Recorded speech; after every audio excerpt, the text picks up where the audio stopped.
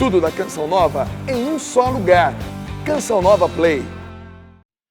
O Senhor esteja convosco. Ele está no meio de nós. Proclamação do Evangelho de Jesus Cristo segundo Lucas. Glória a vós, Senhor. Completou-se o tempo da gravidez de Isabel e ela deu à luz um filho. Os vizinhos e parentes ouviram dizer como o Senhor tinha sido misericordioso para com Isabel e alegraram-se com ela. No 8º dia, foram circuncidar o menino e queriam dar-lhe o nome de seu pai, Zacarias. A mãe, porém, disse: não, ele vai chamar-se João. Os outros disseram: não existe nenhum parente teu com esse nome. Então fizeram sinais ao pai, perguntando como ele queria que o menino se chamasse. Zacarias pediu uma tabuinha e escreveu: João é o seu nome. No mesmo instante, a boca de Zacarias se abriu, sua língua se soltou e ele começou a louvar a Deus. Todos os vizinhos ficaram com medo e a notícia espalhou-se por toda a região montanhosa da Judéia.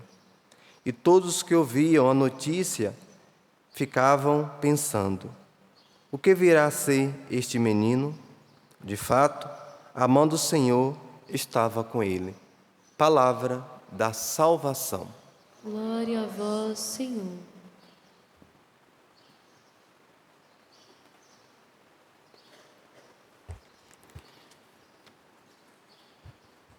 À medida que nos aproximamos do Natal, especialmente nessa segunda fase do Advento, nós vamos ouvindo leituras que preparam aquele contexto do nascimento de Jesus.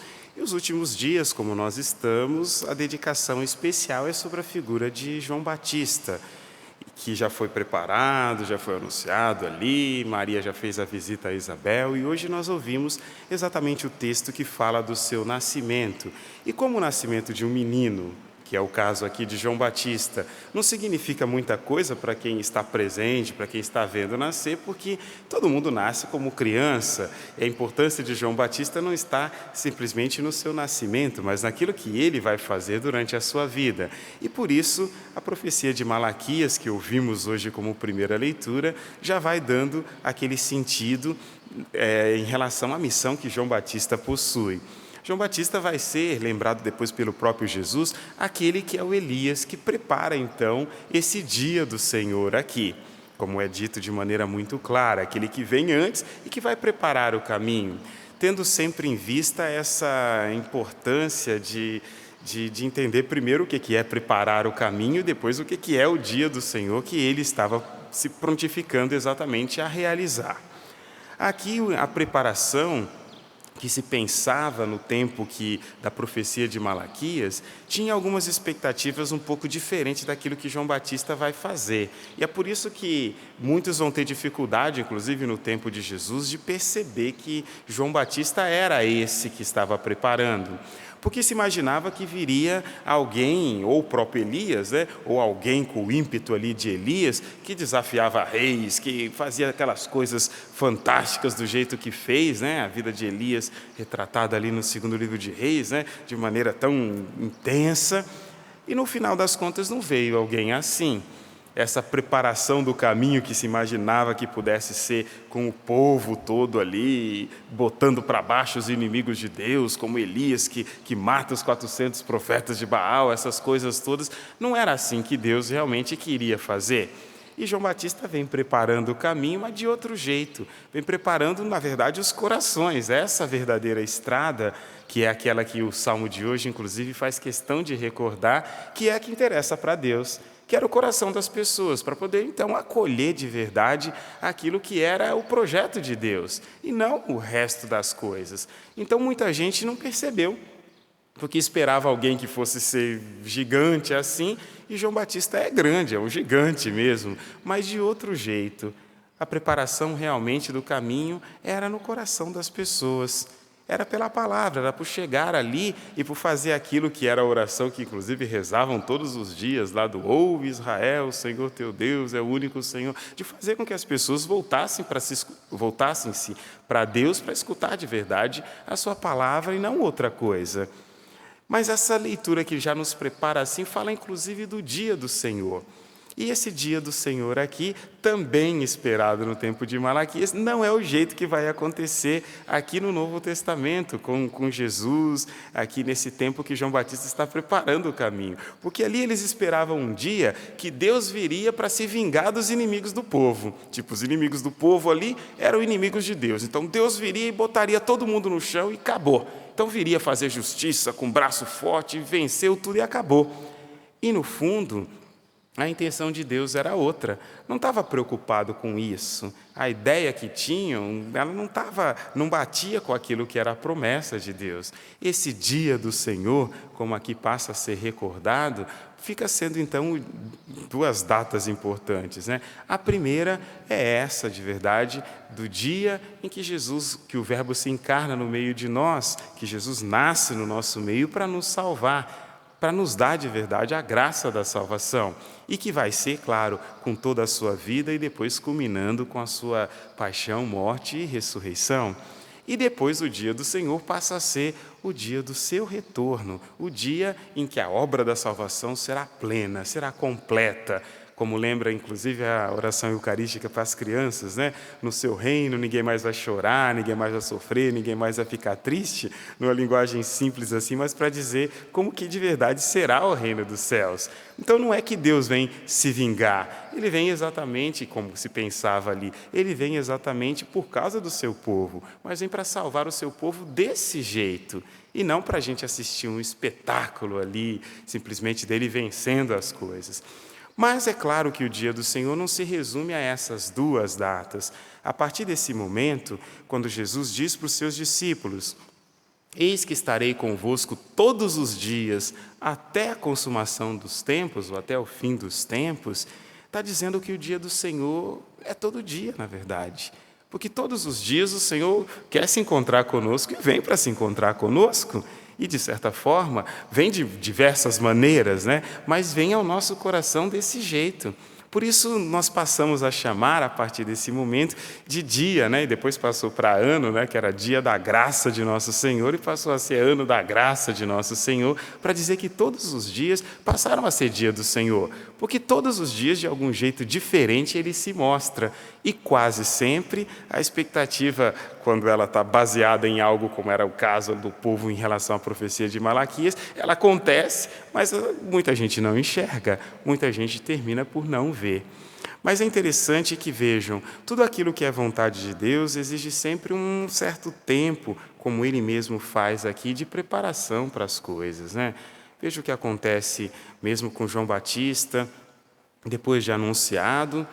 Isabel se recolhe, claro, tem que se recolher mesmo, porque ela já tinha uma idade avançada, como é lembrado, e é o primeiro filho que está tendo, vai ser o único, né? Mas o risco de perder essa gravidez é grande também, né? Então, claro que se recolhe, para dois motivos. Um é esse de deixar com que aquilo que é vontade de Deus primeiro ganhe forma ali no silêncio, né? Num tempo realmente de conseguir assimilar o que aconteceu. E a segunda coisa é para proteger o menino.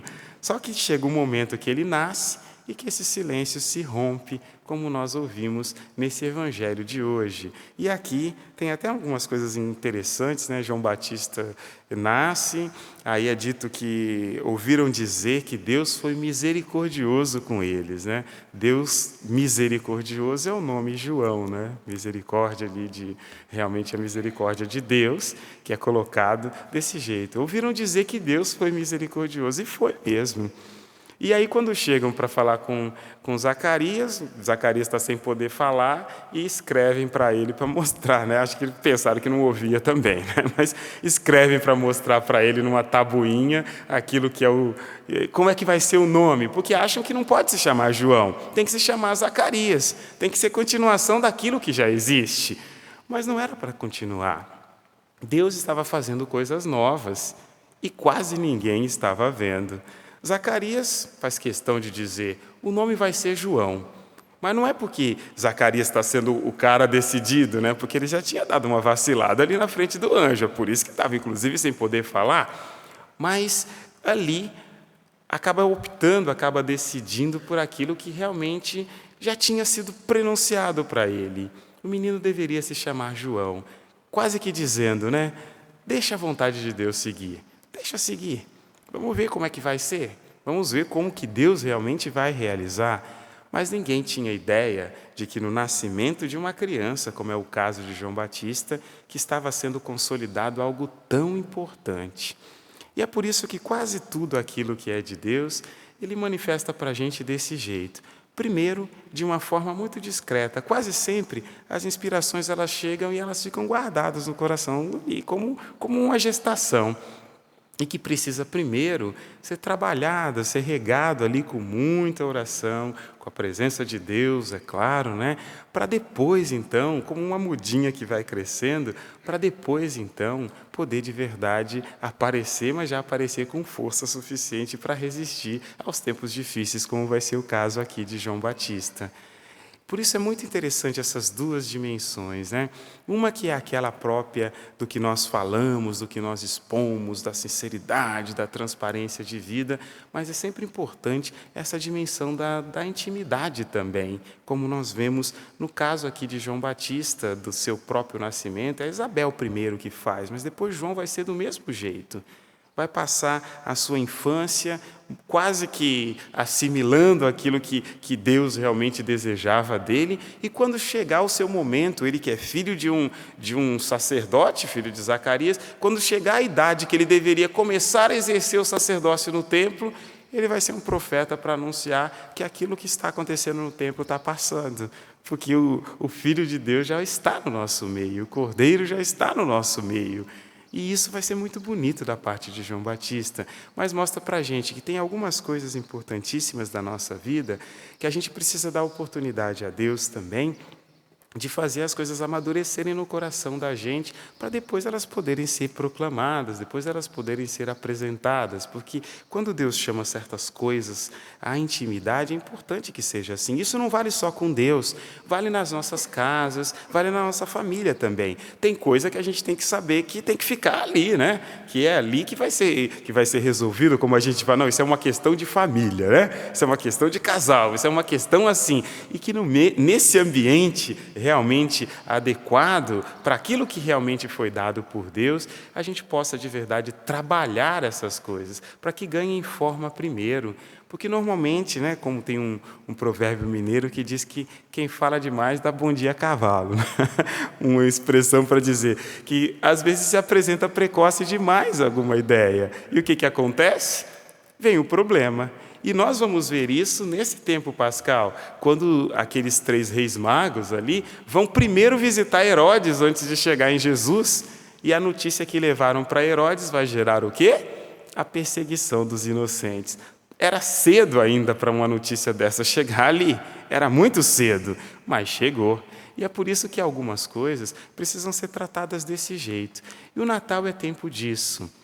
É tempo de verdade de buscar intimidade com Deus, mas é tempo de buscar reunir a família, especialmente no final de um ano, né, que às vezes nem tudo deu certo do jeito que a gente esperava, mas é o tempo de completar aquilo que não foi possível fazer com o amor, que seja possível fazer, como lembra a leitura de hoje, com a misericórdia, então. Perdoar o que não deu muito certo, acertar as coisas ali, para que a gente possa começar de verdade um outro ano, não é zerado, mas sem pendências, né? Sem pendências interiores, para que possa de verdade ser um ano da graça de nosso Senhor, como eu dizia. Por isso, nesse dia, feche os seus olhos um momentinho.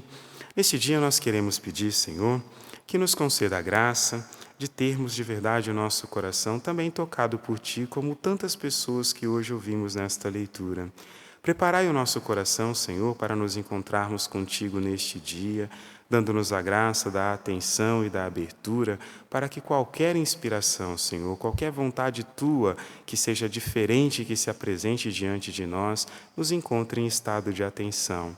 Mas de maneira especial, pedimos que abençoeis a nós, a nossa vida, prepareis o nosso coração, Senhor, para que possamos viver um santo e restaurador Natal e dai-nos a graça de sermos sempre fiéis à Tua vontade.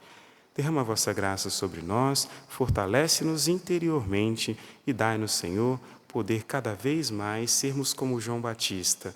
Naquilo que fazemos, possamos preparar o vosso caminho para o nosso coração, mas também no coração de todos aqueles que são importantes e que estão próximos a nós. Louvado seja nosso Senhor Jesus Cristo. Tudo da Canção Nova em um só lugar.